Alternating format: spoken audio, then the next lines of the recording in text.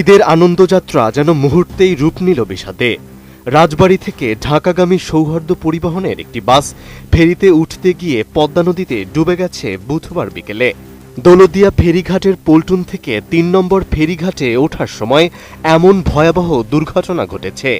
এমন তথ্য গণমাধ্যমকে নিশ্চিত করেছে বিআইডব্লিউটিসি দৌলতদিয়া ঘাট শাখার ব্যবস্থাপক মোহাম্মদ সালাউদ্দিন।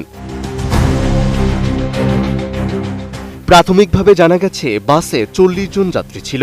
এরই মধ্যে ৩ জন যাত্রীর মৃতদেহ উদ্ধারের পাশাপাশি ২ জন যাত্রীকে জীবিত উদ্ধার করা হয়েছে। তবে যাত্রীদের বেশিরভাগ মানুষের জীবন নিয়ে সংশয় রয়েছে। এই ঘটনায় স্থানীয়রা জানিয়েছে প্রায় ৪০ ফুট গভীরে এই বাসটি তলিয়ে গিয়েছে। এরই মধ্যে বাসটি উদ্ধারের তৎপরতা শুরু হয়েছে। উদ্ধারকারী জাহাজ হামজা যাত্রীদের সহায়তার জন্য দুর্ঘটনাস্থলে এসে পৌঁছেছে।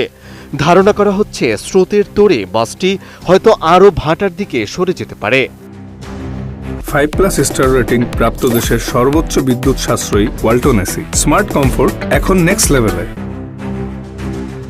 রাজবাড়ী ফায়ার সার্ভিসের উপসহকারী পরিচালক দেওয়ান সোহেল রানা বলেন, যাত্রীবাহী সৌহার্দ্য পরিবহনের বাস ফেরিতে উঠতে গিয়ে নিয়ন্ত্রণ হারিয়ে নদীতে পড়ে গেছে, যেখানে ফায়ার সার্ভিস, নৌপুলিশ, সেনাবাহিনী ও ডুবুরি দল যৌথভাবে উদ্ধার কাজ চালাচ্ছে।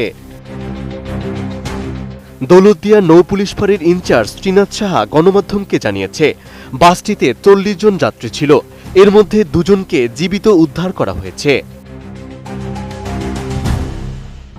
ঈদের সময় সড়ক দুর্ঘটনা ও নৌপথে দুর্ঘটনার ঘটনা যেন বাংলাদেশের জন্য একরকম নিয়তি হয়ে দাঁড়িয়েছে। যদিও অন্য বছরের তুলনায় জনভোগান্তি ও দুর্ঘটনার সংখ্যা বেশি ছিল এবার।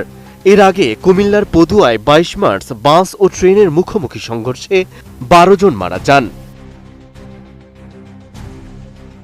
মেহেদী হাসান, এটিএন নিউজ।